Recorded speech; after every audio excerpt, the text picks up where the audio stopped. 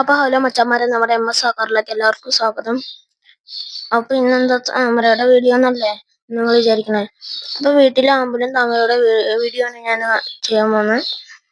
അപ്പൊ ഇലയുടെ മറവിൽ ഒളിച്ചിരിക്കുന്ന താമര മൊട്ടല്ലേ നിങ്ങൾ ഇപ്പൊ കണ്ടുകൊണ്ടിരിക്കണേ.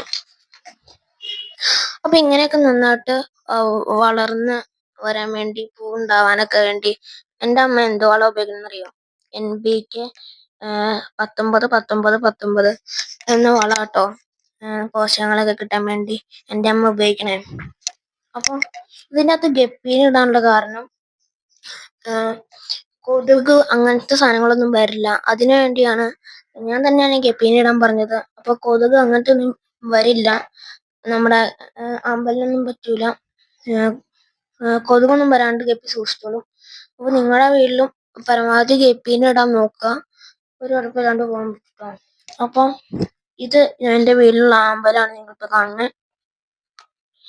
അപ്പൊ പലരും സബ്സ്ക്രൈബ് ചെയ്താണ്ട് കാണുന്നുണ്ട്. അപ്പൊ നിങ്ങൾ പറ്റുന്നത്ര സബ്സ്ക്രൈബ് ചെയ്യുക, ലൈക്ക് ചെയ്യുക, ഷെയർ ചെയ്യുക. അപ്പൊ ഈ വീഡിയോ വൈൻഡപ്പ് ചെയ്യാം.